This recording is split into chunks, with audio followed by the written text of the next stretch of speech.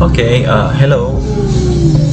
Um, our topic for today is shear-in beams for non-pre-stressed only para hindi tayo mahirapan. Ngayon, dati nung ibang videos ko, tinuro ko kung paano i-design ang beam para makaresist siya ng moment.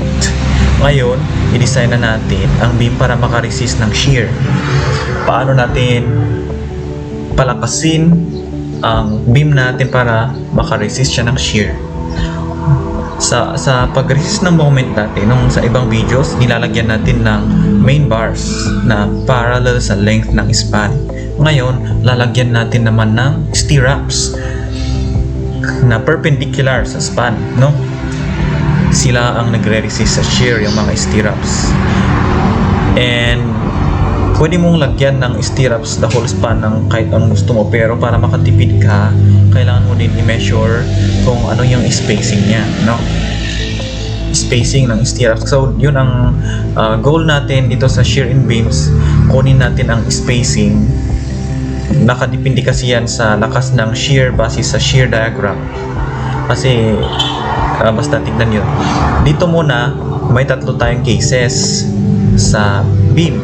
Kaya dipindi yan, hindi tayo basta-basta naglalagay para hindi tayo maabak sa stirrups, hindi tayo magasto. Meron tayong case 1, case 2, case 3. So meron tayong tatlong procedure na sundin. Dito, sabi na sa case 1, VU less than 1/2 of VBC. Yung 1/2 VBC or yung VBC, yun yung capacity ng concrete na mag-resist ng shear. So capacity lang yan ng concrete, Yung VS ay yung capacity ng beam na mag-resist. Capacity ng stirrups yun, yung VS. Pero wala siya dito. Ito kasi yung case 1, case 2, case 3 is nagbabase lang siya sa capacity ng beam na mag-resist ng beam na yung concrete mismo na mag-resist ng shear. Ang view natin, nakukuha natin to sa shear diagram ng beam. And kung ang shear natin ay less than the capacity ng bato na mag-resist, sinasabi niya na kung less than siya sa capacity ng bato na mag-resist ng shear, ibig sabihin kayang-kaya pala ng bato na i-resist ang shear mo kahit walang stirrups. Sa case 2 naman ay kung ang VU natin, ultimate shear, ay greater than 1/2 of VBC pero less than VBC, medyo kaya ng bato na mag-resist ng shear, kaya minimum na lang gamitin natin na shear reinforcement, no? Minimum na lang, hindi natin ipatibayin masyado. Tapos sa case 3, kung ang VU ay greater than VBC, ang mangyayari ay necessary na talagang lagyan natin ng stirrups, hindi na minimum. Talagang necessary na kasi hindi na kaya ng bato or concrete na mag-resist ng shear mag-isa. Samahan na lang daw ni bakal ang beam natin para makaresist na siya ng shear. Ganun yun. Diba nakikita mo yung case 1, case 2, case 3, naglalakad lang si Bio, diba? Dati nung first, nasa una, naging middle, then naging dulo. Yan lang naman. And then, yung VC natin, guys, makukuha natin ang VC by memorizing these formulas. Meron pala tayong dalawang pagkuha ng capacity ng concrete na mag-resist ng shear. Tinatawag yan na simplified calculation and detailed calculation. Sa simplified calculation, meron tayong tatlong formulas. Simple lang siya. So, isang formula sa beam na walang axial force. Alam nyo ba ang axial force? Yun yung alam nyo yung beam. Ang axial force, try kong i-drawing dito. Ang axial force ay ito yung beam daw. Oh my gosh. Ito yung beam, guys. Tapos ang axial force dito ay yung nasa outside ito tension force to. Hinihilan niya ang beam, ini-stretch niya. Axial force pa rin yan. Kasi axial from the word axial. That is axis. Nakabase siya sa axis along this beam length, no?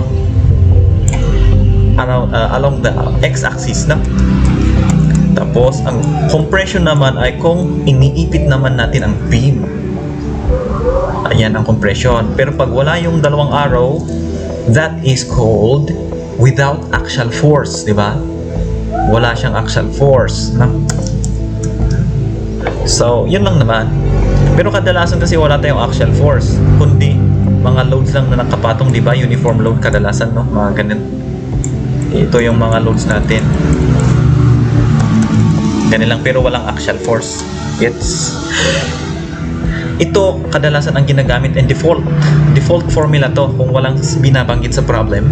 Ito na lang gamitin yung simplified calculation. Tapos sabi na wala pa siyang nababanggit na compression or axial tension force, hindi ito na lang gamitin yun. Wala siyang binanggit kung detailed man yan or simplified calculation, edi simplified na lang na without axial force pa rin, no? Kadalasan ito ang ginagamit sa board exam. And so, ito lang simplified, tig-isang formula sa tatlong cases na without axial force or without, no? Tapos sa detailed calculation, ito naman daw ang formula sa without axial force. Tatlo siya, tatlo. Kumpara sa simplified, isa lang dito, tatlo, which is list of ABC. I-memorize nyo na lang to kung i-memorize nyo, memorize na lang mas better. Then sa with axial compressive force naman, compression lang to, tatlo. Pero wala siyang binanggit sa tension force sa detailed calculation. So sa detailed calculation, dalawa lang ang meron, without axial force and with axial compressive force, pero wala tension force. Wala kasing nakasulat sa NSCP na ganyan. Kaya for me, I think ito lang gagamitin mo, tension force. Okay,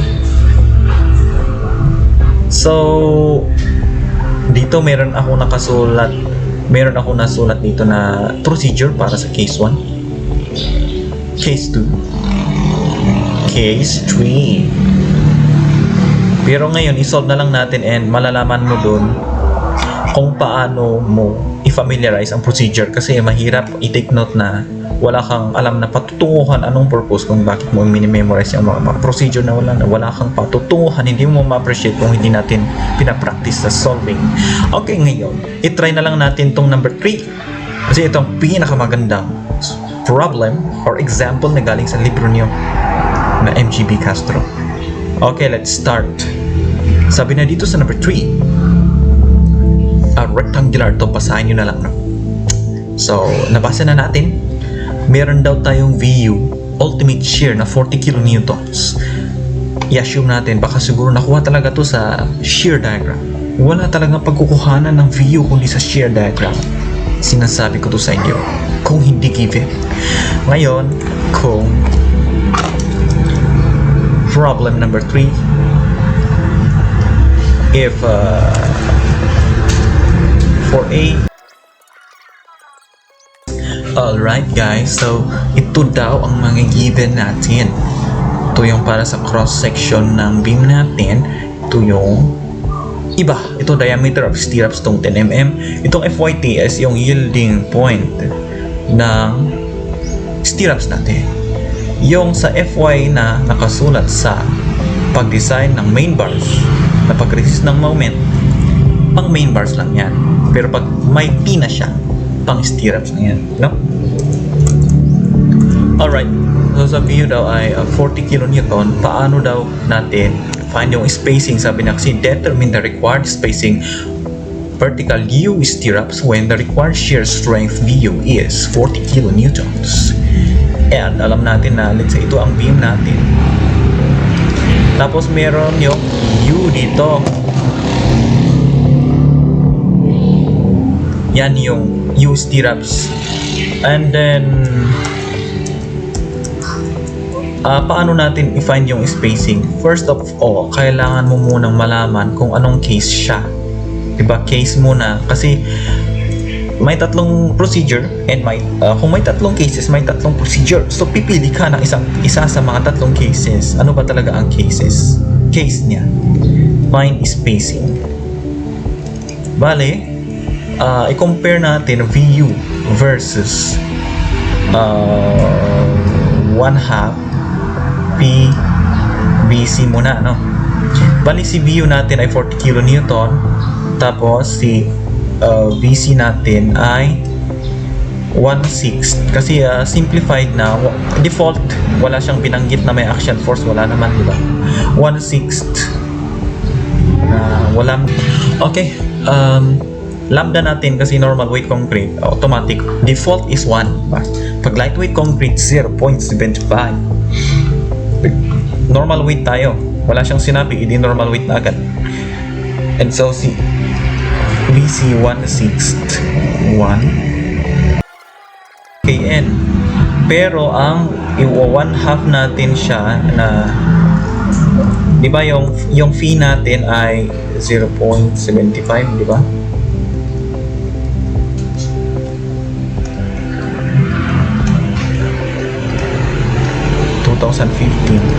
Kung use 2015 na NSCP, 0.75 ang fee natin. Pero pag 2001, 0.85. Okay, so NSCP 2015, so 0.75 times VC na 120.293. Ang VC na yan ay ito, 1/2 fee VC equals to. So nakita yun, guys. Ang VU natin ay 40 and 1/2 VC 45. Ibig sabihin VU ay less than 1/2 VC. What is this, guys? This is case 1. Kasi ang case 1 natin nakasulat na ganyan siya, di ba? Tapos yan. Yan ang case 1. So, ang case 1 natin, sabi na sa case 1, kayang-kaya daw ng bato na i-resist si shear kahit walang bakal. So, hindi na natin daw lagyan ng stirrups. Na? So, find spacing. Actually, dito sa libro ng MGB Castro, hindi na natin kailangan hanapin ng spacing kasi stirrups are not necessary. Na? Stirrups are not necessary. Pero sa ibang sources, ibang school, no, tinuturo nila kung paano pa rin kunin yung spacing, which is ginagamit na lang nila. Pupunta agad sila sa maximum spacing ng stirrups. Maximum kasi is malawak na masyado yun. Kung mas masikip ang spacing ng stirrups, mas matibay ang beam sa shear. Pero pag mas maluwang ang spacing, mas mahina ang beam sa stirrups. Pero dito kayang-kaya ng bato na i-resist ang shear kahit walang stirrups. So, ang iba, kinukumpit na lang nila yung maximum spacing. Yan na lang pang lagay nila na stirrups spacing. Siguro pang hawak lang sa main bars. Yun. Pero dito for the sake of hindi practical na lang, pag-solve lang, hindi na kailangan. Yan na lang, tapos na. Stirrups are not necessary na lang. So, yan pag less than sa capacity ng bato. Okay, ngayon, try natin si B kung maging more than. Sa letter B, 90 kN. Nakuha na natin si 1/2 VC, di ba? Given siya na 45 since isang problem. Ito na yung baging VU natin. So, nakita natin 90 is obviously greater than 45.109. That's why 1/2 VC is less than VU. But what is VC lang? VC lang ay 90.22 is still greater than 90 kN. Kaya ito, VU ay less than VC. So, anong case to, guys? This is case 2. case 2. So kung case 2 siya, medyo kailangan natin ng tulong ng stirrups, medyo lang. So dito minimum. So lalagyan na lang natin daw ng stirrups, pero kailangan natin na hanapan ng spacing. Ano bang spacing paglagyan natin dito sa ganitong case? Tingnan natin yung case 2 procedure. Ito yung case 2 natin. Ang case 2 natin ito, beam section needs minimum shear reinforcement. So para sa spacing, ito daw ang gagamitin natin na formulas. Memorize nyo na lang ng pasensya na lang. Tapos i-determine din natin ang maximum spacing natin para ikumpara natin kung ano mas greater.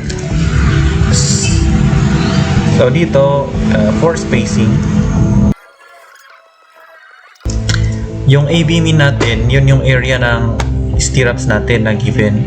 Tapos FYT is yung yielding point ng stirrups.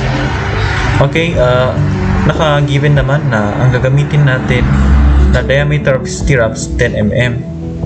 Bali yun na lang ilagay natin na pang AB-min natin, yung stirrups area. Pero since ang beam natin ay yung stirrups natin ay U-shape, no? Diba U-shape yung beam ay yung stirrups, no? Parang ganun. U. O basta U yan. U yan. Kung na-slice yan dahil sa shear, diba? Let's say ito yung beam natin, tapos ito yung stirrups natin. Diba kung na-crack yan daw ang behavior ng shear, hindi perfectly vertical. Ang totoong shear sa practical na buhay ay diagonal na may angle. Tapos ang tinatawag na horizontal, ito yung D, effective depth sa support. Effective depth kadalasan kasi sa support nakakrack kasi mabigat sa support, no? Yun ang pinakamataas yung shear dun. Ayan, kung so na-slice yan, may slice din yung mga stirrups dito. Ito na-slice. So makakat ito. And ang madadamay ay dalawa yung nag-exist na bakal. Dalawa ang ma-involve. Bale, dito sa AB-min natin, dalawang area yan. 2 times 5/4. Ito yung area na ng circle na pang bar. And then yung FYT natin na 275, di ba? 275 MPa. Ito 275 din. M sa S2 naman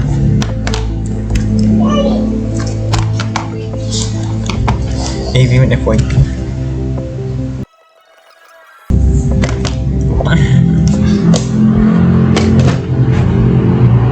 So ayan na, S1 and S2 na yan. Okay, pero for max spacing naman,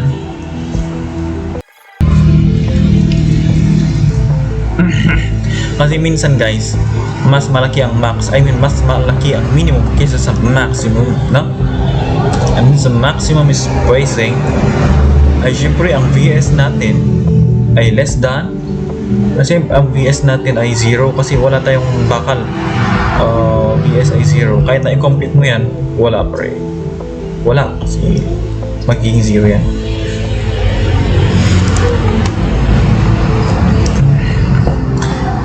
I-complete ko ba? Diba ang VS natin ay diba ang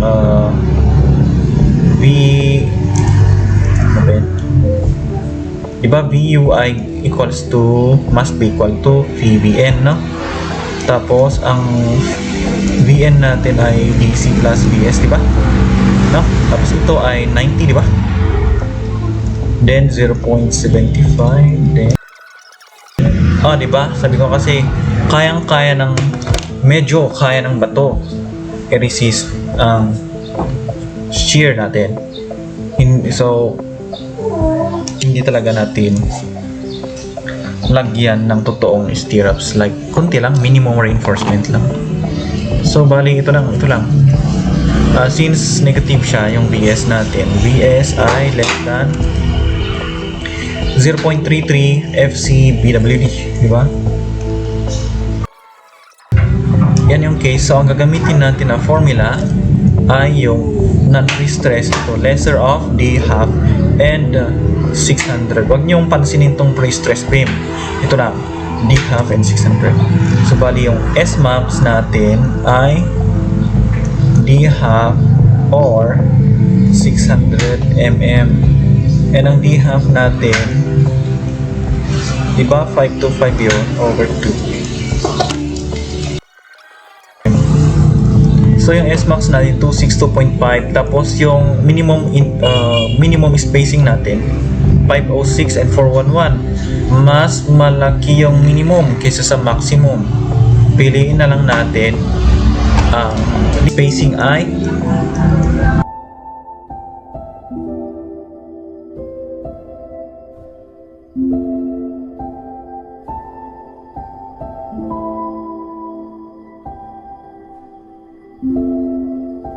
sa measurement.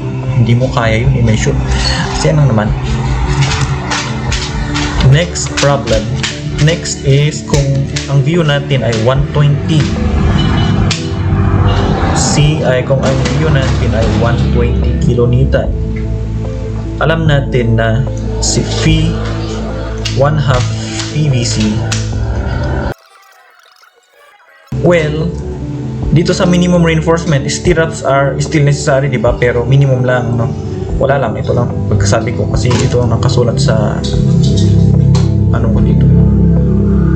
Beam is not capable to carry, stirrups are needed, sabi ni. Okay?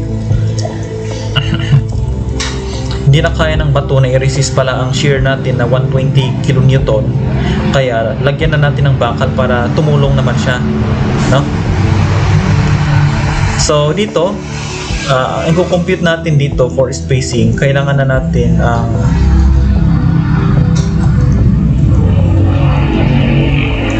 sabi niya dito sa procedure,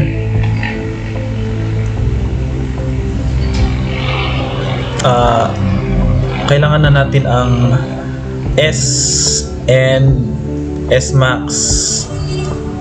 Sa case 2, di ba? Minimum S lang siya and maximum S. Ngayon na necessary na talaga ang stirrups mo, actual na S and S max na siya, wala nang S minimum, no? Okay, so i-compute natin si S. Ang S natin solve natin yan by yung S, itong formula na to is being determined spacing, ito siya. Sabihin mo, saan nakuha yung formula?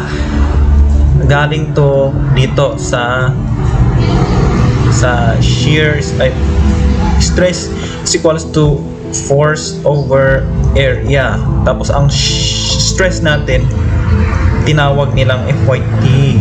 Force natin ay yung VS kasi shear ang force natin. Tapos yung area natin, yun yung AV. Tapos tignan mo dito, let's say ito yung support, no? Meron tayong stirrups dito, na-crack yan.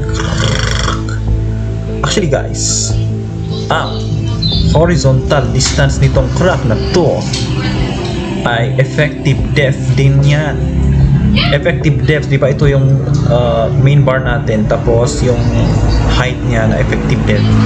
Equal daw yan sa crack na horizontal. Naniniwala ba kayo? Wala tayong ebidensya, pero nasa libro yan. Paniwalaan lang natin na totoo. I-observe nyo na lang sa totoong buhay. O basta, equal na siya. Effective depth din siya.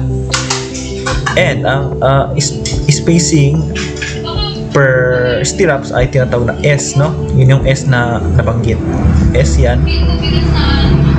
And then S din to. SSS. So, ilang stirrups ang nadamay dito ng crack? Hindi natin alam, pero alam natin for sure na ang number of stirrups na nadamay ay equals to effective depth distance divided by S. D divided by S, yun yung number of stirrups na nadamay. So, 1, 2, 3. Gets? Yeah, S plus S plus S is equals to D. Parang ganun. So, divide mo siya sa S para makuha mo yung number of stirrups. Sana na nag-gets nito. So, i-multiply mo yan sa N, no? N, i-multiply yan sa N. Kasi, ang shear force, ang sinishear ng VS dito ay maraming stirrups. Kaya hindi lang iisang stirrups lang yan. Kaya dito sa FYT,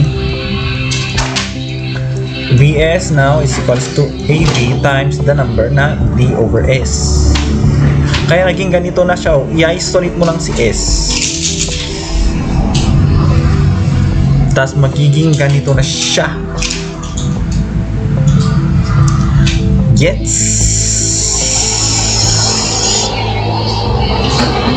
Then, ito, ihanapin na natin si,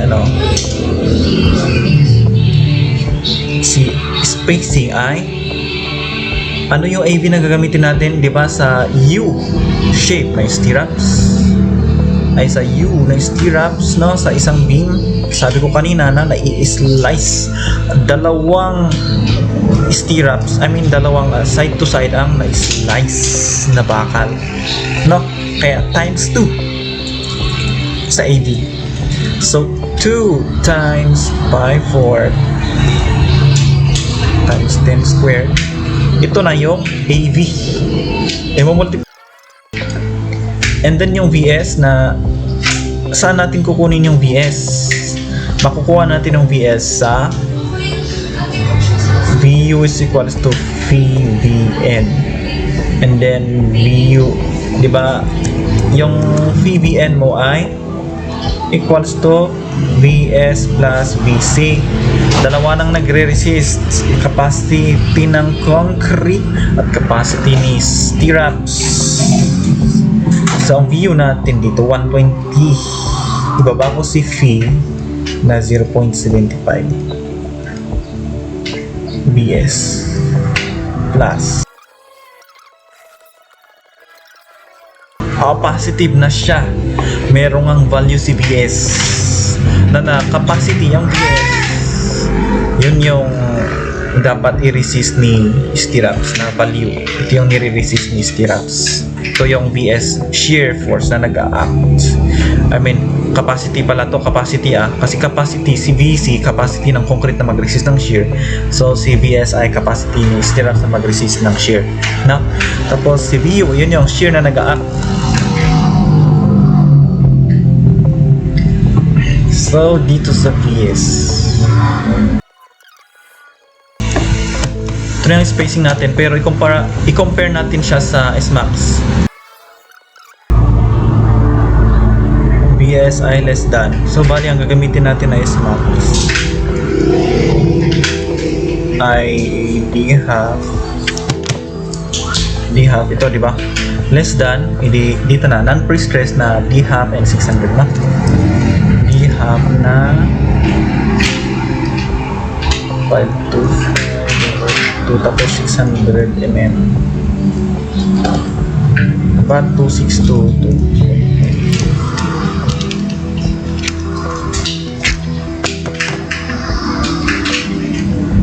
Guys, ang maximum natin ay mas maliit kaysa sa 571. Kaya ang gagamitin natin na spacing ay 262.5 pa rin. So, gets. Ngayon, ay kung ang VU natin ay 300, alam natin na mas mataas na yan kaysa sa VBC kasi 90.22 lang yan.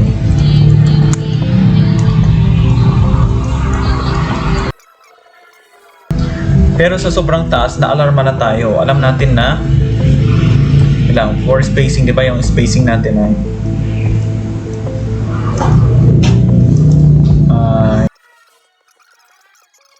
yan yung BS. Pero kasi ang laki na, lumalaki na. Meron kasi tayong tinatawag na VS Max, no? Kung na-alarma ka na, meron yung VS Max daw. Na dapat may limit ang VS din. Ito ay 2/3 ng Lambda FCBW din. Ano lang, multiplier na papalitan, di ba? 2/3 lang. 2/3. And ang VS Max natin, paano ko nalaman yan eh? Nandito siya.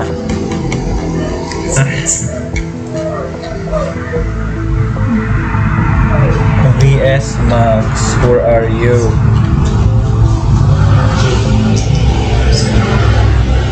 Ito, VS Max.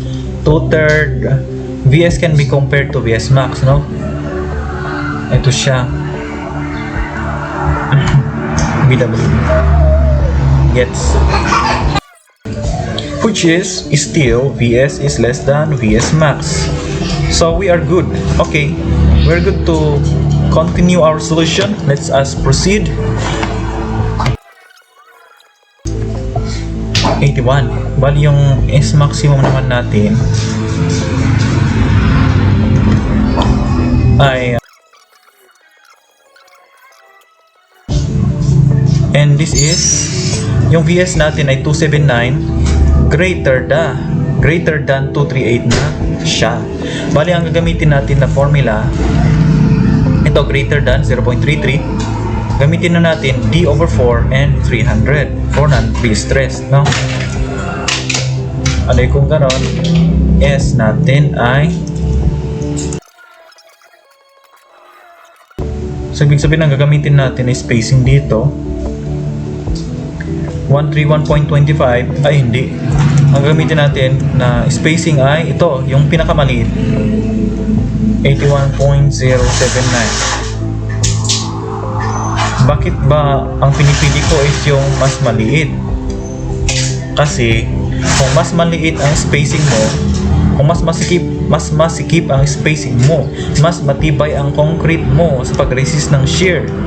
Mas marami kasi ang stirrups na nakalagay doon sa distansya ng effective depths na mag-resist ng shear or sa beam, no?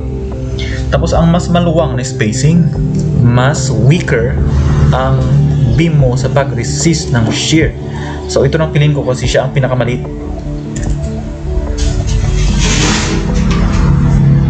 Ngayon, so ito na yung sagot ko, tama no? Answer S is equals to 81.079. Ngayon sa 500 kN naman guys, sa letter E,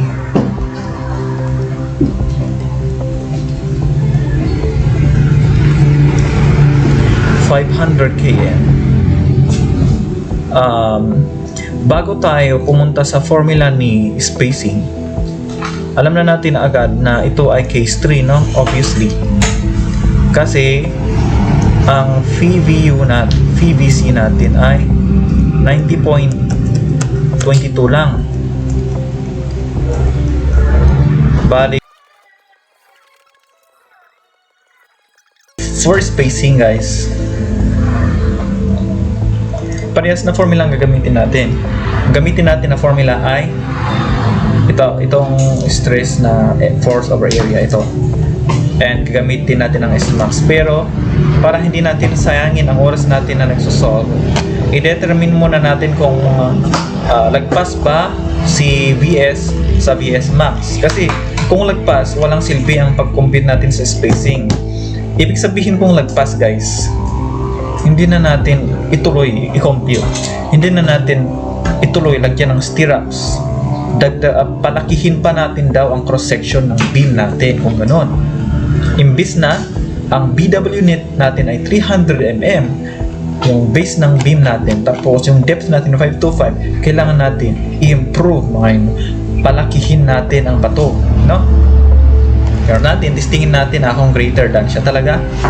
Alam natin na ang VS natin, makukuha natin siya sa dito.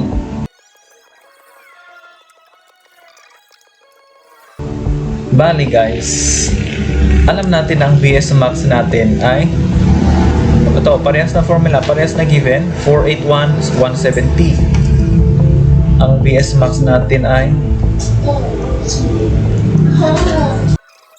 obviously VS is greater than VS max. This is not okay. Hindi na natin itutuloy. This is not okay.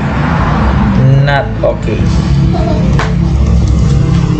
Stop. Kung ganun, i-improve mo, increase the dimension of the beam, no? Or let's say, lagyan natin ang sulat na increase the dimensions of the beam.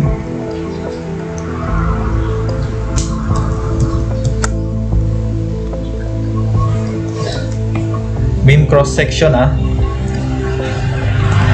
beam cross section. Okay, so that's it. Kung balikan natin ang problem, to the beam is not adequate to carry the required shear. Adjust the size of the beam. Okay. So, yun lang naman, and I believe na kaya nyo nang isolve yung 1, 2, 4, and except yung number 6, mahirap yan. Practice na lang. Nasa libro nyo lahat ang solution.